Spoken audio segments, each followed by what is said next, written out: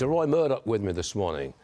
I think it's sad to see the president go out like this. I don't care what you actually think about him. It's sad to see a president leaving the stage like this. It is sad. You want to see a president, whether you agree or disagree with him, walk out with some sense of grace and dignity, at least for the office.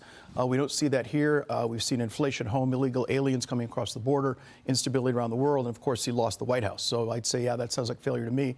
As far as the pardon of Hunter Biden, I don't think anyone's surprised by that, which is kind of sad. I think everyone heard him say, I'm not going to pardon my son. I thought, oh, he's lying. He'll pardon his son, which he did. A little surprised at the timing. I thought this would be around Christmas time when this usually takes place. Yeah. But instead, it's now, and he's flying off to Angola, kind of like an octopus disappearing into its own ink.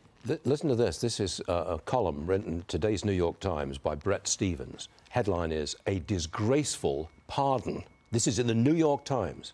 If Democrats want to understand one of the reasons the Republican Party is ascendant, they can look to President Biden's pardon on Sunday of his son.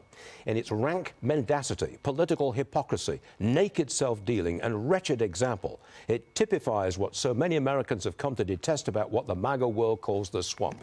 That's the New York Times. And that's something. Now, I think Biden could have said, I love my son. My son's been through a whole lot, given his addiction problems. I want to be merciful on my son, therefore I'll pardon him. Leave it at that. But then he went further and said that this is selective justice and that this is all political vendetta. This is his own Department of Justice that went after his son on gun charges. There's also his Department of Justice that did not prosecute him for not paying taxes, I believe, in 2013, 2014, or 14 and 15. No taxes at all. They dragged their feet so that the statutes of limitation could lapse and you could get away with paying zero taxes. How many of our viewers get that kind of service from the Department of Justice?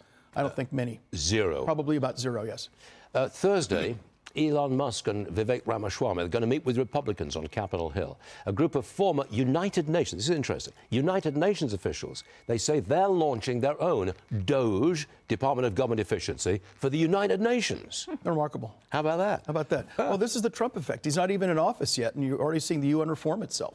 I'm glad they're meeting with people on Capitol Hill on Thursday, and I'm sure they'll talk about agencies that ought to be shrunk or eliminated. But they're very simple process things that can be done. It might not even need legislation. For example, it's very boring, wonky stuff, but zero-based budgeting. Instead of taking the budget for an agency and saying, like, let's put more money on top, you've got to justify its budget from the first dollar and have the head of that agency, the secretary, or the head of the agency come in and say, I'm defending my budget from the very beginning, and you therefore question all the spending, everything they do, rather than just saying, okay, here's everything you've done, we're just going to pour gravy on top of your previous spending and activities. That's going to have quite an impact, isn't it? Zero-based budgeting, yeah. Not a very exciting idea, but one I think could have a real impact. Yeah, but if they actually do it... Yeah, absolutely. I mean, why is it not done? Private companies have to do this. I remember when I worked at Ogilvy & Mather, every year we'd have to sit down with our clients and our executives and say, okay, here's the new budget. Why are you spending this on radio? Why are you doing this on newspapers? How much are you spending for talent? You don't just say, okay, here's last year's budget. Here's 10% on top of that, which is what they do in Washington. And all these agencies, they're going to have to respond to Elon Musk and Vivek Ramaswamy. Yeah, absolutely. He's probably the most effective tool in cutting spending and regulations that this administration has. Probably the most we've seen since the Grace Commission under Ronald Reagan back in the 1980s.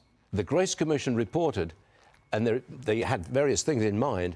None of them were implemented. He didn't have complete control of Congress. You had Tip O'Neill standing in the way in part.